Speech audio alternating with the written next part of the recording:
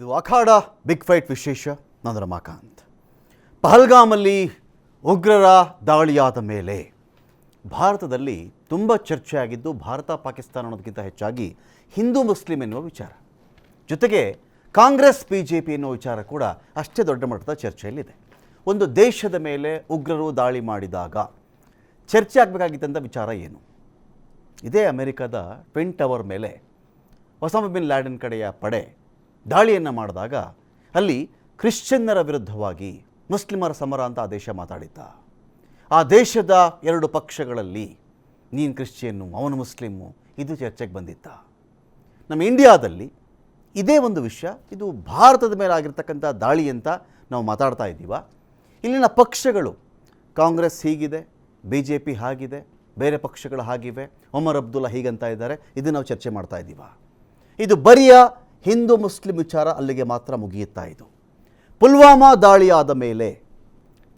ದಾಳಿಯಾದ ಮೇಲೆ ಭಾರತದಿಂದ ಸೂಕ್ತವಾಗಿರ್ತಕ್ಕಂಥ ಕ್ರಮಗಳು ಆದವ. ಸೂಕ್ತ ಕ್ರಮ ಅಂದರೆ ಏನು? ನಾವು ಹೋದ್ವಿ, ಅಲ್ಲಿ ನೆಲೆ ಧ್ವಂಸ ಮಾಡಿದ್ವಿ, ಇಲ್ಲಿ ಅಟ್ಯಾಕ್ ಮಾಡಿದ್ವಿ, ಇಲ್ಲಿ ಸರ್ಜಿಕಲ್ ಸ್ಟ್ರೈಕ್ ಮಾಡಿದ್ವಿ. ಭಾಗ 1. ಭಾಗ 2, ನಿಜವಾಗಿಯೂ ಪುಲ್ವಾಮಾ ದಾಳಿಗೆ ಯಾರೆಲ್ಲ ಕಾರಣಕರ್ತರಾಗಿದ್ರೋ 13,000 ಪುಟಗಳಿಗಿಂತ ಮಿಗಿಲಾಗಿರ್ತಕ್ಕಂಥ ಚಾರ್ಜ್ ಶೀಟ್ ಅಡಿಯಾಯಿತು. ಒಬ್ಬರನ್ನ ಅರೆಸ್ಟ್ ಮಾಡ್ಕೊಂಡು ಬಂದು ನಾವು ನೇಣಿಗೆ ಹಾಕಿದ್ದೀವ? ಇಲ್ಲ. ಇದೇ ದೇಶವನ್ನು ಬೇರೆ ಬೇರೆ ಕಾಲಘಟ್ಟಗಳಲ್ಲಿ ಬೇರೆ ಬೇರೆ ರಾಜಕೀಯ ಪಕ್ಷಗಳು ಆಳಿದ್ದಾಗ ಆಗ ಒಂದು ಉಗ್ರಗಾಮಿ ದಾಳಿಯಾದಾಗ ಅದರ ಹೊಣೆಯನ್ನು ಯಾರಿಗೆ ಈ ದೇಶ ಅಥವಾ ರಾಜಕೀಯ ಪಕ್ಷಗಳು ಹೊರಿಸಿದ್ವು? ಈಗ ಕಳೆದ 10 ವರ್ಷಗಳ ಒಳಪಟ್ಟು ಆಗಿರತಕ್ಕಂಥ ದಾಳಿಗಳು ಅಂತ ಬಂದಾಗ ಯಾರು ಏನು ಕ್ರಮಕ್ಕೆ ಮುಂದಾಗಬೇಕು? ಒಮರ್ ಅಬ್ದುಲ್ಲಾ ಫಾಲ್ಟಾ ಇದು? ಒಮರ್ ಅಬ್ದುಲ್ಲಾ ಇವತ್ತು ಆ ಮನುಷ್ಯ ತಲೆ ತಗ್ಗಿಸಿ ಮಾತಾಡ್ತಾ ಇದ್ದಾರೆ. ಒಮರ್ ಅಬ್ದುಲ್ಲಾ, ನಾನು ಮುಖ ಎತ್ಕೊಂಡು ಎಲ್ಲಪ್ಪ ಓಡಾಡಲಿ, ನನ್ನ ರಾಜ್ಯ ಸ್ಥಾನಮಾನವನ್ನು ಜಮ್ಮು ಕಾಶ್ಮೀರಕ್ಕೆ ಕೇಳಲಾರೆ, ಒಂದು ರಾಜ್ಯದ ಸ್ಥಾನಮಾನ ಕೊಡಿ ಅನ್ನೋ ದೊಡ್ಡ ಬೇಡಿಕೆ ಇತ್ತು ಒಮರ್ ಅಬ್ದುಲ್ಲಾನದ್ದು. ನಾನು ಕೇಳೋಕ್ಕಾಗಲ್ಲ. ಈಗ ನನ್ನ ನೆಲಕ್ಕೆ ಬಂದಂಥ ಪ್ರವಾಸಿಗರು ಇವತ್ತು ಶವಗಳಾಗಿ ಇಲ್ಲಿಂದ ಆಚೆ ಹೋಗ್ತಾ ಇದ್ದಾರಲ್ಲ, ನಾನು ಇದನ್ನು ಸಹಿಸಲಾರೆ, ನಾನು ಇದಕ್ಕೆ ಹೊಣೆ ಹೊರ್ತೀನಿ ಅಂಥೇಳಿ ಒಮರ್ ಅಬ್ದುಲ್ಲಾ ಮಾತಾಡ್ತಾ ಇದ್ದಾಗ, ಹಾಗಾದರೆ ಜಮ್ಮು ಕಾಶ್ಮೀರದ ಮೇಲೆ ದಾಳಿ ಮಾಡಿದವರು ಪಕ್ಕದ ಉತ್ತರ ಪ್ರದೇಶದವರ, ಪಂಜಾಬ್ನವ್ರು ದಾಳಿ ಮಾಡಿದ್ರ, ಹರಿಯಾಣದವ್ರು ದಾಳಿ ಮಾಡಿದ್ರ? ಇಲ್ವಲ್ಲ, ಪಾಕಿಸ್ತಾನನೇ ಅಲ್ವಾ? ಸೊ ನಾವೆಲ್ಲ ಒಟ್ಟಾಗಿ ಮಾತಾಡಬೇಕಾಗಿರೋದು ಇಂಡಿಯಾ ವರ್ಸಸ್ ಪಾಕಿಸ್ತಾನ ಅಂತನಾ, ಇಲ್ಲಿರ್ತಕ್ಕಂಥ ಮುಸ್ಲಿಂ ವರ್ಸಸ್ ಹಿಂದೂ ಅಂತನಾ, ಆರ್ ಪಾಕಿಸ್ತಾನದ ಸಾಬ್ರು ಇಂಡಿಯಾದ ಹಿಂದೂಗಳು ಅಂತ ಮಾತಾಡಬೇಕಾ ನಾವು? ತುಂಬ ಕ್ಲಿಷ್ಟಕರವಾಗಿರ್ತಕ್ಕಂಥ ಪ್ರಶ್ನೆ ಇದು. ಇಲ್ಲಿ ಏನೇ ವಿಷಯ ಮಾತಾಡಲಿಕ್ಕೆ ಹೋದರೂ ಇದರ ಆಚೆಗೆ ಇವರು ಈ ಪರ, ಅವರು ಆ ಪರ, ಇದು ದೇಶ ವಿರೋಧಿ, ಇವರು ಧರ್ಮ ವಿರೋಧಿ, ಇವರು ಮುಸ್ಲಿಂ ಪರ, ಇವರು ಸಾಫ್ಟ್ ಕಾರ್ನರು, ಇವರು ಮೃದು ಧೋರಣೆ, ಈ ಆ್ಯಂಗಲ್ಗೆ ಬಂದು ನಿಂತು ಹೋಗಬೇಕಾ? ಮತ್ತು ನದಿ ಅನ್ನೋ ವಿಚಾರ ಇದೆಯಲ್ಲ, ಇಂಡಸ್ ವ್ಯಾಲಿ ಟ್ರೀಟಿ, ಈ ಸಿಂಧೂ ನದಿ ಒಪ್ಪಂದ ಇದೆಯಲ್ಲ, ಇದು ಅಷ್ಟು ಈಸಿನಾ? ನಾವು ನಿಜವಾಗ್ಲೂ ಪ್ರಿಪೇರ್ಡ್ ಇದ್ದೀವ? ಈ ನದಿಯ ನೀರನ್ನು ಹಿಡಿದಿಟ್ಟುಕೊಳ್ಳುವಲ್ಲಿ ನಾವು ಪ್ರಾಕ್ಟಿಕಲಿ ಮಾತಾಡ್ತಾ ಇದ್ದೀನಿ, ವಿತ್ ಪ್ರೂಫ್. ಇದು ನನಗೆ ಮಾತ್ರ ಸಿಗುವಂಥ ಪ್ರೂಫ್ ಅಲ್ಲ. ನೀವು ಯಾರೇ ನಿಮ್ಮ ಬಳಿರ್ತಕ್ಕಂಥ ಮೊಬೈಲ್ ಓಪನ್ ಮಾಡಿಕೊಂಡು ಸಿಂಧೂ ನದಿ ನೀರನ್ನು ಹಿಡಿದಿಡಲು ಸಾಧ್ಯವೇ ಭಾರತದ ಕಡೆಯಿಂದ ಅಂತ ಒಂದು ಟೈಪ್ ಮಾಡಿ ನೀವು ಪೂರ್ವಕ್ಕೆ ಹರಿಯುವ ನದಿಗಳು ಯಾವ್ಯಾವುದು, ಪಶ್ಚಿಮಕ್ಕೆ ಹರಿಯುವಂಥ ನದಿಗಳು ಯಾವ್ಯಾವುದು? ಇದು BJP ಅವ್ನಿಗೊಂದು ಡೀಟೇಲ್ಸು, ಕಾಂಗ್ರೆಸ್ ಅವ್ರಿಗೊಂದು ಡೀಟೇಲ್ಸು, ಇನ್ಯಾರಿಗೂ ಕಾಮನ್ ಮ್ಯಾನ್ಗೆ ನೋ, ಇದೆಲ್ಲರಿಗೂ ಒಂದೇ ಡೀಟೇಲ್ಸ್. ಅದನ್ನು ಬೇಕಾದ್ರೆ ನಾನು ಆಮೇಲೆ ಓದಿ ಹೇಳ್ತೀನಿ. ಸಿಂಧೂ ನದಿ ಒಪ್ಪಂದ ರದ್ದು ಮಾಡಿಬಿಡ್ತಾ ಇದ್ದೀವಿ ನಾವು ಹೇಳಬಹುದು. ನದಿ ಎನ್ನುವುದು ಪ್ರಕೃತಿ, ನನ್ನ ಎಣಿಕೆಗೂ ಸಿಗಲ್ಲ, ನಿಮ್ಮ ಎಣಿಕೆಗೂ ಸಿಗಲ್ಲ.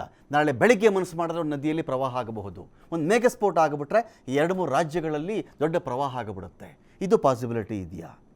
ಇವತ್ತು ಇನ್ನೊಂದು ಸುದ್ದಿ, ಈಗ ರಫೇಲ್ ತರಿಸ್ಬಿಡ್ತಾ ಇದ್ದಾರಂತೆ ಅಗ್ರಿ. ರಫೇಲ್ದು ಹಳೆ ಅಗ್ರಿಮೆಂಟ್ ಅದು. ಇವತ್ತಿಗೇನು ಸೈನ್ ಹಾಕಿದ್ದಾರಲ್ಲ, ಈ ವಿಚಾರ ಇರೋದು ಇನ್ನು 3 ವರ್ಷಗಳ ಆದಮೇಲೆ ಆ ವಿಮಾನಗಳು ಭಾರತಕ್ಕೆ ಬರಲಿವೆ. ಸುಮಾರು ಒಂದು 61,000 ಕೋಟಿ ರೂಪಾಯಿ ವೆಚ್ಚವಾಗುತ್ತೆ ಭಾರತಕ್ಕೆ. ಇದೇನೋ ನಾಳೆ ತಂದು ಬಿಡ್ತಾ ಇದ್ದಾರೆ, ನಾಳೆ ಯುದ್ಧ ಮಾಡಿಬಿಡ್ತಾರೆ ಪಾಕಿಸ್ತಾನ ಮೇಲೆ. ನೋ, ಈ ಒಂದು ಇಡೀ ವಿಚಾರದಲ್ಲಿರ್ತಕ್ಕಂಥ ಜಿಜ್ಞಾಸೆಗಳು, ಪ್ರಶ್ನೆಗಳು, ಇದಕ್ಕೆ ರಾಜಕೀಯ ಲೇಪಿತವಾಗಿರ್ತಕ್ಕಂಥ ಅಂಶಗಳು, ಇದರಲ್ಲಿ ಒಂದು ಜನಾಂಗದ ವಿರುದ್ಧ ಇರತಕ್ಕಂಥ ವಿಚಾರಗಳು ಹಲವಾರಿವೆ. ಎಲ್ಲ ವಿಚಾರಗಳಿಗೆ ಸಂಬಂಧಪಟ್ಟಂತೆ ನಾನು ಈ ಡಿಬೇಟನ್ನು ಶುರು ಮಾಡ್ತಾ ಇದ್ದೀನಿ. ಪಾಲ್ಗೊಳ್ಳೋದಕ್ಕೆ ನಮ್ಮೊಂದಿಗೆ ಸನತ್ ಕುಮಾರ್ ಅವರಿದ್ದಾರೆ, BJPಯ ವಕ್ತಾರರು. ಸ್ವಾಗತ ನಿಮಗೆ ಸನತ್ ಕುಮಾರ್ ಅವರು ಈ ಒಂದು ಡಿಬೇಟ್ಗೆ. ಇನ್ನು ಮೈಸೂರಿಂದ ನಿವೃತ್ತ IGP CRPF ಕೆ ಅರ್ಕೇಶ್ ಅವರಿದ್ದಾರೆ. ಸರ್, ಸ್ವಾಗತ ನಿಮಗೆ ಈ ಒಂದು ಡಿಬೇಟ್ಗೆ. Arkesh sir, thank you.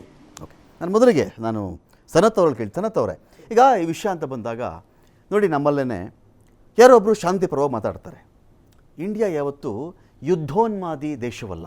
ಹೌದು, ಯುದ್ಧ ಬೇಕು ಯುದ್ಧ ಬೇಕು ಯುದ್ಧ ಬೇಕು ಅಂತ ನಮ್ಮದು ಕಾಲದಿಂದಾನು ಕೂಡ ಭಾರತಕ್ಕೆ ಸ್ವಾತಂತ್ರ್ಯ ಸಿಕ್ಕಲಾಗಾಯಿತು. ಭಾರತ ಪ್ರತಿಪಾದಿಸ್ತಾ ಬಂದಿರತಕ್ಕಂಥದ್ದು ನಮಗೆ ಬೇಕಿತ್ತೋ ಬೇಡವಾಗಿತ್ತೋ ಅವತ್ತಿನ ಪರಿಸ್ಥಿತಿಯೋ ಅಲಿಪ್ತ ನೀತಿ, ನಾನ್ ಅಲೈನ್ಮೆಂಟ್ ಟ್ರೀಟಿ, ಅಲಿಪ್ತ ಒಪ್ಪಂದಗಳು. ಎಲ್ಲ ದೇಶಗಳು, ನಾವು ಯಾವುದಕ್ಕೂ, ನಾನು ವರ್ಲ್ಡ್ ವಾರಲ್ಲಿ ಈ ಗ್ರೂಪ್ಗೂ ಸೇರಲ್ಲ, ಆ ಗ್ರೂಪ್ಗೂ ಸೇರಲ್ಲ. ಬ್ರಿಟಿಷರು ಬಂದರು, ಅವತ್ತಿನ ಕಾಲಕ್ಕೆ ಕರ್ಕೊಂಡು ಹೋದರು, ಒಂದಷ್ಟು ತುಕಡಿಗಳ ನಮ್ಮಿಂದ ಹೋಗಿರಬಹುದು, ಎಂದ ಮಾತ್ರಕ್ಕೆ ಇಡೀ ಭಾರತ ಒಕ್ಕೋರಲಿಂದ ನಾವು ಸಪೋರ್ಟ್ ಮಾಡಿದ್ವಿ ಅಂತಲ್ಲ. ಒಬ್ಬ ಮನುಷ್ಯ ಈ ನೆಲದಲ್ಲಿ ನಿಂತ್ಕೊಂಡು ಯುದ್ಧ ಬೇಡ ರೀ, ನಮಗೆ ಶಾಂತಿಯಿಂದ ಮಾತಾಡೋಣ ನಾವು ಅಂತ ಹೇಳಬಹುದು. ಆರ್ ಟೆರರಿಸ್ಟ್ಗಳು ಯಾರಿದ್ದಾರೋ ಅವನನ್ನು ಯಾವನ್ನೂ ಬಿಡೋದು ಬೇಡ, ನಾವು ಅವನ ಮೇಲೆ ಬೇಕಾದ್ರೆ ನಾವು ಸಮರವನ್ನು ಸಾರೋಣ. ಇದರ ಅರ್ಥವನ್ನು ನಾವು ಹೇಗೆ ಅರ್ಥೈಸಬೇಕು ಅಂತ ಇಲ್ಲಿ ಒಂದು ವಿಚಾರ, ನೀವು ಪರ್ಟಿಕ್ಯುಲರ್ ಆಗಿ ಸಿದ್ದರಾಮಯ್ಯ ಸಾಹೇಬ್ರೇನು ಹೇಳಿದ್ದಾರೆ ಅದರ ವಿಚಾರವಾಗಿ ನೀವು ಮಾತಾಡ್ತಾ ಇದ್ದೀರಾ. ಇಲ್ಲಿ ಒಂದು ಅವರು ಹೇಳಿರ್ತಕ್ಕಂಥ ಸ್ಟೇಟ್ಮೆಂಟು ಭಾರತ ದೇಶದಲ್ಲಿ ಒಡಕಿದೆ ಅಂತಕ್ಕಂಥ ಒಂದು ವಿಚಾರವನ್ನು ತೋರಿಸ್ತಾ ಹೋಯ್ತು. ಅಂತಾರಾಷ್ಟ್ರೀಯ ಮಾಧ್ಯಮಗಳಿರ್ಬೋದು ಅಥವಾ ಪಾಕಿಸ್ತಾನಿ ಮಾಧ್ಯಮಗಳು, ಯೂಟ್ಯೂಬರ್ ಇವತ್ತೇನು 14-15 ಬ್ಯಾನ್ ಮಾಡಿದ್ದೀವಿ, 16ನ ಬ್ಯಾನ್ ಮಾಡಿದ್ದೀವಿ. ಆ ಬ್ಯಾನ್ ಮಾಡಿರೋವೆಲ್ಲವನ್ನು ತೋರಿಸ್ತು, ಅವ್ರನ್ನ ವೈಭವಪೇತವಾಗಿ ಅಲ್ಲಿ ವೈಭವೀಕರಿಸಲಾಯಿತು. ಇಲ್ಲ ಅವರೇ ವಜೀರಿ ಆಲಂ ಅಂತಲ್ಲ, ಅವರು ಟಿವಿಲೇ ಹೇಳಿದ್ವಿ, ಇರೋದನ್ನೇ ಪೋಸ್ಟ್ ಮಾಡಿರ್ತಕ್ಕಂಥ, ನಾವ್ಯಾವುದು ಬೇರೆದೇನು ಸೇರಿಸಲಿಲ್ಲ, ಇರುವಂಥದ್ದನ್ನು ನಾವು ಟ್ವೀಟ್ ಮಾಡ್ತಾ ಹೋದ್ವಿ. ಇಲ್ಲಿ ಒಂದು ಅರ್ಥ ಮಾಡ್ಕೋಬೇಕು, ಯಾವುದೋ ಒಂದು ದೇಶ ಒಕ್ಕೊರ್ಲಿಂದ ಹೌದು ಭಯೋತ್ಪಾದಕರ ವಿರುದ್ಧ ಹೋರಾಟ ನಡಿಬೇಕು ಅಂತ ಹೇಳಿದವಾಗ ನೋಡಿ, ಶಾಂತಿಯುತ ಶಾಂತಿಪ್ರಿಯ ಅಂತೆಲ್ಲ ನೀವು ಹೇಳ್ತಾನೆ ಅಲ್ಲಿಂದಲೇ ತಗೊಂಡೋದ್ರಿ, ನೀವು ಟೇಕಪ್ ಮಾಡಿದ್ರಿ. ಇಲ್ಲಿ ನಾವು ಉಕ್ರೇನ್ ಯುದ್ಧದ ಸಮಯದಲ್ಲೂ ಸಮೇತ, ರಷ್ಯಾ ಉಕ್ರೇನ್ ವಾರಿನ ಸಮಯದಲ್ಲೂ ಸಮೇತ ನೀವು ಯುದ್ಧ ಬೇಡ ಅಂತಕ್ಕಂಥದ್ದನ್ನ ಪ್ರತಿಪಾದನೆ ಮಾಡಿದ್ವಿ. ಅದಾದ ನಂತರದಲ್ಲಿ ಪ್ಯಾಲೆಸ್ಟೈನು ಇದು ಗಾಜಾ ಪಟ್ಟಿದೆ ಇಸ್ರೇಲ್ದು ನಡೀತಾ ಇದ್ದಂಥ ಸಂದರ್ಭದಲ್ಲೂ ಸಮೇತ ನಾವೇನು ಮಾಡಿದ್ವಿ, ನಾವು ಬೇಡಪ್ಪ ಇದು ಅನ್ನುವಂಥದ್ದು. ಯಾಕೆಂದರೆ ನಾವು ಇವತ್ತು ಯುದ್ಧ ಮಾಡಲಿಕ್ಕೆ ಅವ್ರ ವಿರುದ್ಧ ನಿಂತ್ಕೊಂಡ್ರೆ ಇಬ್ಬರಿಗೂ ಲಾಸೆ, ಆದ್ರೆ ಯುದ್ಧ ಮಾಡಬಾರ್ದು ಅಂತ ನಾನು ಹೇಳ್ತಾ ಇಲ್ಲ.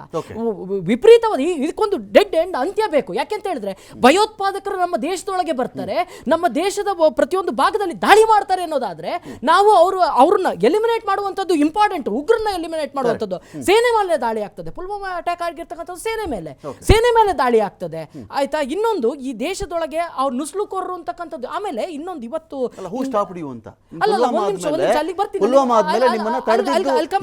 ಯಾವ ಅದೃಶ್ಯ ಶಕ್ತಿ ನಾವು ಅವತ್ತು ಪುಲ್ವಾಮಾ ಅಟ್ಯಾಕಿಗೆ ಚಾರ್ಜ್ ಶೀಟ್ ಬರ್ಕೊಂಡು ಕೂತಿದ್ದೀರಾ? ಒಂದು ಅವ್ರ ಮೇಲೆ ನಾವು ಉಗ್ರರ ಇದನ್ನ ನೆಲೆಗಳನ್ನ ಧ್ವಂಸ ಮಾಡಿದ್ವಿ. ಕೆಲವರು ಅದಕ್ಕೆ ಸ್ಟೇಟ್ಮೆಂಟ್ ಕೊಟ್ಟರು. ಒಂದ್ ನಿಮಿಷ, ನೇಣು ಹಾಕೋದಕ್ಕಿಂತ ಉಗ್ರರ ನೆಲೆಗಳನ್ನ ಧ್ವಂಸ ಮಾಡಿದೀವಿ. ಉಗ್ರ ನೆಲೆಗಳನ್ನ ಅವ್ರು ನಮ್ಗೆ ಉಗ್ರರು ಅಂತೆಲ್ಲೂ ಹೇಳಿಲ್ಲ. ಅವ್ರು ಅದನ್ನ ನಮ್ಮ ನೆಲೆ ಮೇಲೆ ಹಾಕ್ಲಿಲ್ಲ ಅಂತ ಅವ್ರು ಹೇಳ್ಕೊಂಡ್ರು, ಸ್ಟೇಟ್ಮೆಂಟ್ ಕೊಟ್ಟರು. ಅದನ್ನು ನಾವು ಮಾತಾಡ್ಬೇಕಲ್ವಾ? ಯಾಕೆಂತ ಹೇಳಿದ್ರೆ ಇವತ್ತು ಇಲ್ಲಿ ಅಟ್ಯಾಕ್ ಆಗಿದೆ, ಈ ಅಟ್ಯಾಕಿಗೆ ಅವ್ರು ಹೊಣೆ ಹೊತ್ತರೆ ಫಸ್ಟಿಗೆ ನಾವೇ ಅಂತ ಹೊಣೆ ಹೊತ್ತರು, ಇಲ್ಲ ಅಂತಂದ್ರು. ಯಾಕೆ ಭಯ? ಆ ಭಯ ಇದೆ ತಾನೆ ಅವರಿಗೆ. ಆಮೇಲೆ ನೀವು ವಾಟರ್ ಡಿಸ್ಪ್ಯೂಟಿನ ಬಗ್ಗೆ ಮಾತಾಡ್ತಾ ಇದ್ರಿ, ವಾಟರ್ ವಿಚಾರವಾಗಿ ಮಾತಾಡ್ತಾ ಇದ್ರಿ. ಇಲ್ಲಿ ಸಿಂಧು ನದಿ ನಿಲ್ಸ್ಲಿಕ್ಕೆ ಆಗುತ್ತಾ ಅನ್ನುವಂಥದ್ದು ನೀವು ತಗೊಂಡ್ಬಂದಿದ್ರೆ ಅದೇ ಮೆಟೀರಿಯಲ್, ಅದ್ರಲ್ಲಿ ಏನ್ ಬೇರೆ ಏನಿಲ್ಲ, ನೀರನ್ನ ನಿಲ್ಸ್ಲಿಕ್ಕೆ ಆಗೋದಿಲ್ಲ. ಆದರೆ ಈ ಟ್ರೀಟಿ ಕ್ಯಾನ್ಸಲ್ ಆಗೋದ್ರಿಂದ ಏನು ಅಂತ ಹೇಳಿದ್ರೆ, ನಮ್ಮಲ್ಲಿ ಪ್ರವಾಹ ಉಂಟಾದಂತ ಸಂದರ್ಭದಲ್ಲಿ ನೀರನ್ನ ಬಿಟ್ಟರು ಸಮೇತ ಅಲ್ಲಿಗೆ ಅದು ಹೋಗ್ತದೆ, ಅದಕ್ಕೆ ಗ್ರಾವಿಟಿ ಮುಖಾಂತರ ಹರ್ಕೊಂಡು ಹೋಗುತ್ತೆ. ಅಲ್ಲಿ ಅವರು ಆಲ್ರೆಡಿ ಡ್ಯಾಮ್ ಕಟ್ಟಿಟ್ಟಿದ್ದಾರೆ. ಇದು ಏನೇ ಎಫೆಕ್ಟ್ ಆದ್ರೂ ಸಮೇತ ನೀರು ಬಿಟ್ರೆ ಅದು POK ಅಂತ ಹೇಳ್ತಾರಲ್ಲ, ಪಾಕ್ ಆಕ್ಯುಪೈಡ್, ಅದ್ರಲ್ಲಿ ಒಂದು ಸ್ವಲ್ಪ ಡ್ಯಾಮೇಜ್ ಗಳನ್ನ ಮಾಡುತ್ತೆ. ಮುಂಚೆ ಏನಾಗ್ತಿತ್ತು ಅಂತ ಹೇಳಿದ್ರೆ, ನಾವು ನೀರು ಬಿಡ್ತಾ ಇದೀವಿ ಅಥವಾ ನೀರು ಬರ್ತಾ ಇದೆ ಅನ್ನುವಂಥ ಅಲರ್ಟ್ ಅನ್ನ ನಾವು ಆ ದೇಶಕ್ಕೆ ಕೊಡಬೇಕಾಗಿತ್ತು. ಇದು ಫಸ್ಟ್ ಪಾಯಿಂಟ್. ಸೆಕೆಂಡ್ ಪಾಯಿಂಟ್ ಏನು ಅಂತ ಹೇಳಿದ್ರೆ, ನಮಗೆ ಏನು ಈ 1960 ಒಪ್ಪಂದ ಆಗಿದೆ, 80-20 ಅನುಪಾತದಲ್ಲಿ ನೀರು ಹಂಚಿಕೆ ಆಗಿದೆ. ಮೂರು ನದಿಗಳ ನೀರು ಅವ್ರಿಗೆ ಹೋಗುತ್ತೆ, 3 ನದಿಗಳ ನೀರು ನಮಗೆ ಬರುತ್ತೆ. ಅದರಲ್ಲಿ 20% ಇದೆ. ಆದ್ರೆ 80% ವಾಟರ್ ಏನಿದೆಯಲ್ಲ, ಅದು ಅವರಿಗೆ 70% ಆಫ್ ದಿ ಹೋಲ್ ವಾಟರ್, ಕಂಟ್ರಿದು ವಾಟರ್, ಅದು ಅಷ್ಟು ನೀರಿನ ಮೇಲೆ ನಮ್ಮ ಮೇಲೆ ಲಭ್ಯವಾಗಿದ್ದಾರೆ. ಒಂದು. ಆಮೇಲೆ ನಾವಿಲ್ಲಿ ಯಾವ ಡ್ಯಾಮು ಕಟ್ಲಿಕ್ಕೆ ಬರಲ್ಲ. ಯಾಕೆ ಇದೆಲ್ಲ ಆಗಿಲ್ಲ, ಯಾಕೆ ಇಚ್ಛಾಶಕ್ತಿ ಇಲ್ವಾ ಅಂತ ನೀವು ಕೇಳ್ತಾ ಹೋದ್ರೆ, ಯಾಕೆ ಕಟ್ಲಿಲ್ಲ ಅನ್ನುವಂಥದ್ದು, ಕಟ್ಲಿಲ್ಲ ಅನ್ನಕ್ಕೆ ನಾವು ಕಟ್ಲಿಕ್ಕೆ ಸ್ಟಾರ್ಟ್ ಮಾಡಿದ ತಕ್ಷಣ ಅವ್ರು ಅಪೋಸ್ ಮಾಡ್ತಾರೆ. ಇಲ್ಲಿ ಒಂದು ತಟಸ್ಥವಾದ ಕಮಿಟಿ ಇರುತ್ತೆ. ಆಮೇಲೆ ಇನ್ನೂ